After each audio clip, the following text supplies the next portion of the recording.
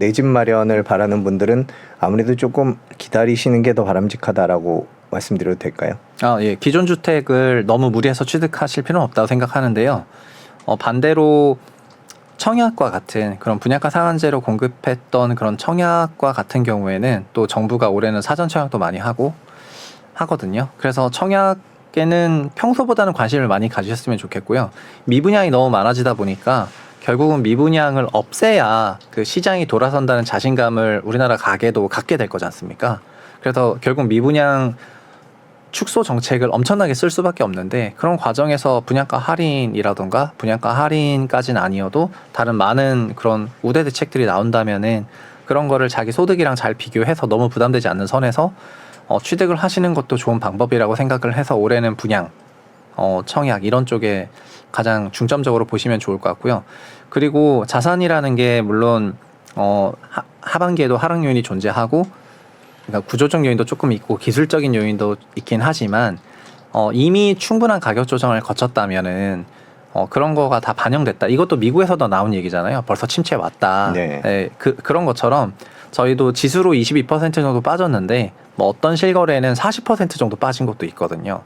그러면은 2017년 가격으로 돌아간 거예요. 2017년에서 100에서 2021년에 180이 됐는데, 만약에 이게 44% 정도 빠지면은 거의 80이 빠져서 네, 100이 근처에 되거든요. 있겠네요. 네. 네, 그러면은 거의 6년 전 가격으로 갔는데, 이런 실거래가 하락이 있는 단지에 가가지고 하반기 약세니까 더 빠진다고 얘기하는 건 현실적으로 어렵거든요. 그래서 반등 실거래가 나오는 것들도 사실은 25%가 넘는 수준의 실거래 과도한 하락이 나온 단지들 35%, 40% 이런 단지들에서 25로 쫙 올라오는 게 그 반등 실거래 나오는 주된 흐름이어서 낙폭이 좀 크다. 내가 사는 동네에 저거는 진짜 17년, 18년 가격이다.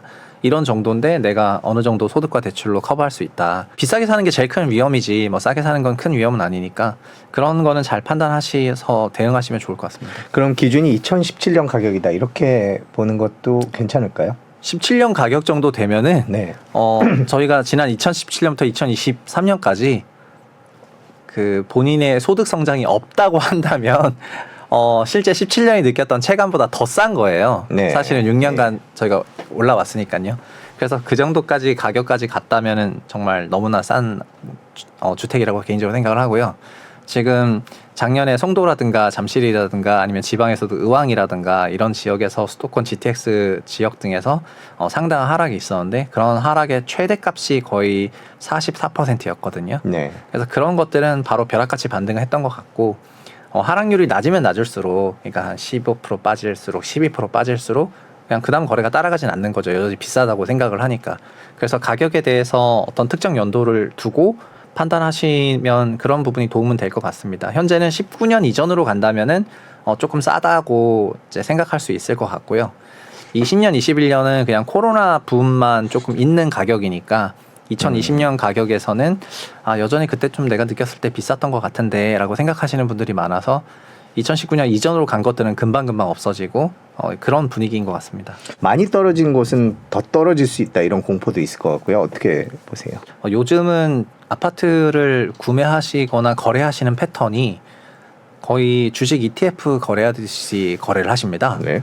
그래서 2월에 등기를 치고 좀 하락을 하니까 22년에 하락을 했잖아요.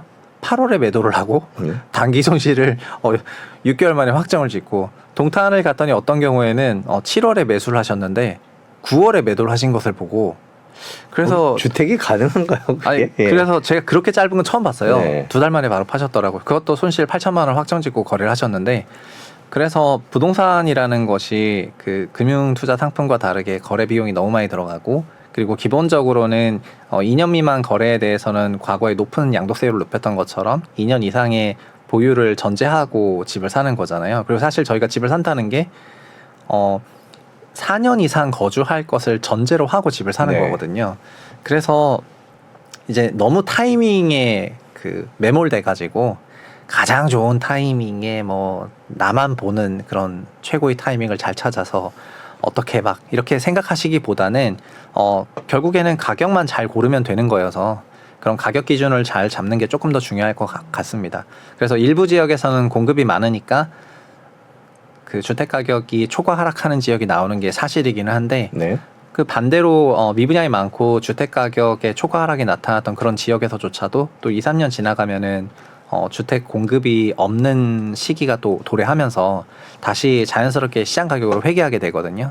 그래서 너무 높은 가격에 사는 것을 가장 경계해야 되는 것이지 2, 3년의 주택 공급량을 보면서 타이밍을 재고 사는 것보다는 높게 사는 게 더 위험한 것 같다.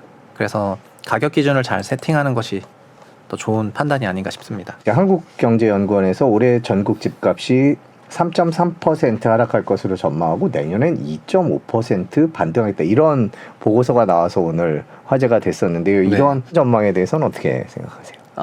올해 주택 매매 가격이 하락한다는 전망은 이미 3월 누적으로 네. KB하고 그 부동산원에서 주간 동향으로는 벌써 5% 하락을 기표하고 있기 때문에 이게 플러스로 반등되려면은 그 상당한 주택 가격 상승이 있어야 되다 보니까 올해는 3에서 5% 하락한다는 게 일반적인 전망 같고요. 네. 그리고 올 하반기 이후에는 2024년부터는 역전세란도 다 끝나고 21년이 전세가 가장 높았었기 때문에 21년이 역전세 피크거든요. 역전세도 다 끝나고 등등 다시 정상으로 돌아갈 요인이 있다고 생각해서 내년에 대해서는 그렇게 플러스로 전망을 하신 것 같습니다. 다만 저라면은 올해 하반기에 있을 그 PF 사태 어떻게 푸는지 이런 것들이 좀 중요하다고 생각을 하고 있어가지고 그 부분을 보고 좀 경기 전망을 할 것 같고요. 사실 정상적이라면은 경제 성장을 하는 나라에서는 자산 가격이 상승하는 게 아주 일반적이기 때문에 오히려 2020년, 21년, 23년 이런 기간이 좀 특수한 연도라고도 볼 수가 있을 것 같거든요. 그래서 다시 정상회귀 한다고 하면은 자연스럽게 그렇게 플러스 전망하는 것도 어느 정도 합리적인 전망이라고 생각이 되고요.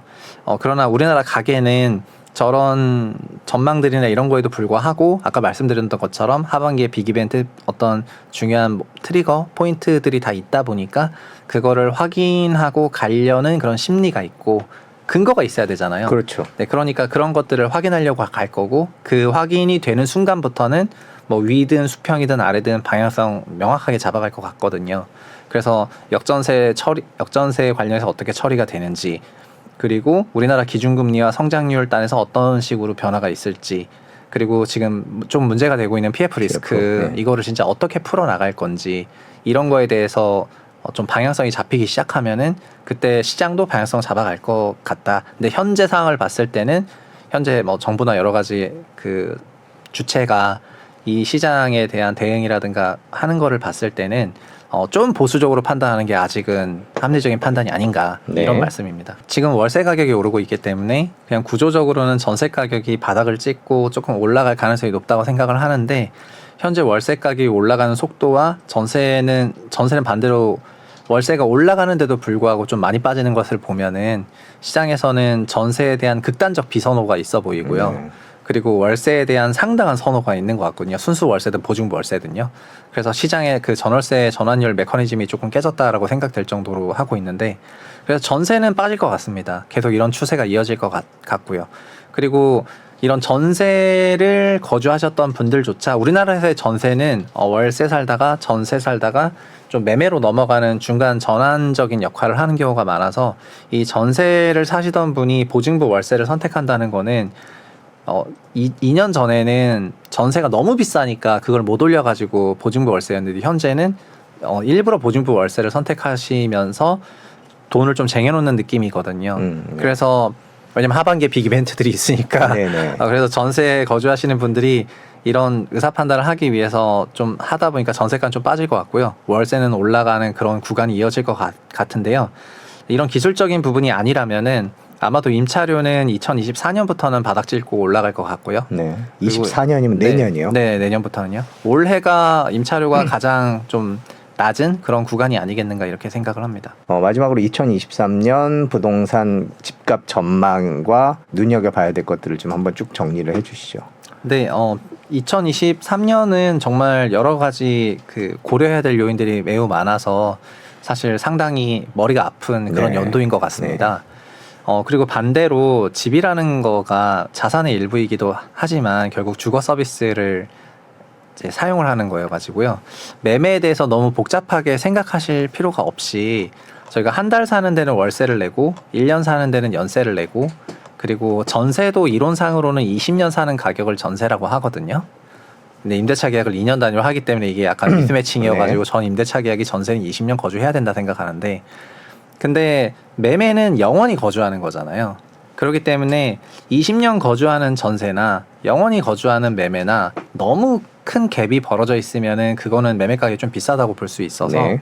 그래서 현재 매매 가격이 전세가의 2배를 넘어서는 그런 경우에는 약간의 고평가가 된 자산이라고 좀 보셔도 되지 않나 이렇게 생각을 하고 되도록이면은 너무 큰 차이가 나지 않는 그런 이제 그런 상태가 됐을 때 매수를 하는 그런 팁을 좀 드리고 싶고요.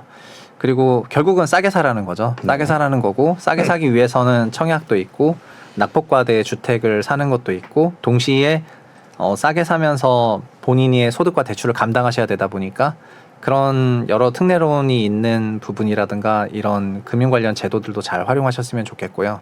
그리고 그냥 주택 제도 부동산이 좀 어렵고 복잡하니까 좀 잊어먹고 좀 회피하기보다는 오히려 더 지금은 부동산이 금융화되면서 매우 논리적인 시장으로 변해가고 있기는 하거든요.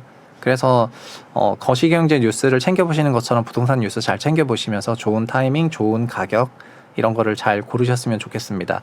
올해는 다만 저도 하는이랑 비슷하게 매매 가격은 하락 전망하고 아무래도 하반기가 가장 좀 위기의 클라이막스라고 생각을 하고 있어서 그런 위기 클라이막스가 왔을 때 그때 상황을 좀 지켜보시면서 한 번 더 불러주시면은 이제 그때 한 번 더 팁을 드리고요. 자주 나오셔야죠. 네. 무슨 예, 그때 그러니까 오십니까? 예. 여튼 그런 상황에 어떤 변곡점이 나오면은 저도 최선을 다해서 이제 말을 할 생각이어가지고 그런 부분이 있으면 좀 전망을 할 거고요. 그 전세가율을 가지고 매매할 집의 기준 가격이나 이런 게 적당한지 여부를 판단할 수 있는 그런 게 있을까요? 좀 설명해 주신다면. 네, 사실은 저희가 말하는 전세가율이라는 게 그냥 역산하면은 네. 매매가가 전세 몇 배냐인 거잖아요. 그렇죠. 그래서 서울은 전세가율이 55% 정도 되고 그리고 경기도는 60% 조금 넘어가요. 62% 정도 되거든요. 그래서 경기도는 매매가가 전세의 1.6배 정도 되고요. 서울은 매매가가 전세 가격의 1.9배에서 2배 정도 되거든요. 네. 그리고 지방 소도시로 가면은 그 1.3배 정도 되고요. 저희가 전세가율이라는 게 많은 사람들이 갭 투자, 갭 매수를 할 때 그 갭 금액을 차액을 보면서 막 전세가가 높은 거가 갭이 조금 들어가니까 이런 게 매수할 주택이야라고 생각을 하시겠지만 현실은 반대거든요. 현실은 전세가보다 매매가가 높은 자산일수록 양질의 자산이라고 평가를 받고 있어요. 그래서 서울이 가장 높은 거고요. 다만 양질의 자산이라는 평가도 좀 적당해야 되는데 네. 이게 전세 막 3배 이렇게 막 3.5배 이게 21년도 상황이었거든요. 그때 전세도 오르긴 했지만 매매는 정말 너무 올라가지고요. 그래서 현재 만약에 전세가가 안정화됐다면 전세는 주거비용이고 주거비용은 우리 경제가 성장했다면 하락하기가 굉장히 어려워서 지금은 코로나를 거치면서 기술적으로 하락을 하고 있지만 이 하락의 지지선이 20년 이전 가격에서 임차료가 거의 안정화가 되고 있기 때문에 이 상황에서는 아까 서울시 평균 전세가율 그러니까 54% 역산하면은 매매가가 전세 2배 이하 경기도는 매매가가 전세의 1.6배 이하 이런 구간대에 만약에 들어갔다면은 거기서부터는 과도하게 비싸다 이렇게라기보다는 그냥 어느 정도 매수해 볼 법한 가격대로 들어갔다 이렇게 볼 수가 있거든요. 네. 그래서 이런 것들을 장기 평균 통계를 활용을 하시면 좀 좋을 것 같습니다. 네, 그렇군요. 집값이 아직도 비싸다 이런 얘기들이 많아서요. 네. 그거에 대해서 아직도 비싼 거는 네. 2017년 11월을 지수 100으로 봤다고 그 서두에 말씀드릴 네. 때 그게 180까지 갔다가 140으로 내려왔고 전국으로는 뭐 거의 한 140 갔다가 115로 왔기 네. 때문에 지수 기준으로는 17년 대비해서는 서울은 여전히 40% 더 올라갔고 전국으로는 한 15, 20% 정도 올라갔는데 그게 집값이 비싼 상태에서 올라가다 보니까 저희 소득 대비 여전히 좀 많이 높은 구간인 거예요. 지수가 그렇게 갔긴 했는데 저희 소득이 많이 따라갔다면은 지수 레벨이 뭐 140이어도 저희 소득이 그만큼 올라갔으면은 PIR이라는 이런 소득 대비 주택가격 지수율이 올라갈 일은 없었는데, 근데 현재는 우리 소득도 상승하긴 했지만 네. 증가하긴 했지만 집값 상승분이 더 크다 보니까 체감적으로 여전히 더 비싼 구간인 건 맞긴 하거든요. 그래서 가격 조정이 안 일어날 수도 있는데요. 안 일어나게 된다면은 결국은 집은 소득 플러스 대출로 사는 거고, 대출을 많이 받으려면 소득이 늘어야 되잖아요. 그러다 보니까 그 소득이 늘어나는 몇 년을 기다려야지 돼요. 그래서 그냥 횡보를 할 수도 있다는 거죠. 그래서 그냥 가격이 무조건 하락한다 이렇게라기보다는, 가격에 만약에 조정이 없다면 거래량이 둔화되고 상당히 오랜 기간 횡보를 하는데, 몇 년 지나면 소득이 늘면서 소득 대출이 따라가면서 결국은 저희가 감당할 수 있는 수준이 되기 시작하면 그땐 정상화 될 거고요. 네. 그게 2011년부터 2014년 정도까지의 그 둔화기와 유사한 상황인 것 같고요. 그리고 그러니까 여전히 조금 비싸다, 이제 그렇게 좀 생각하고 있습니다. 지표도 그렇고.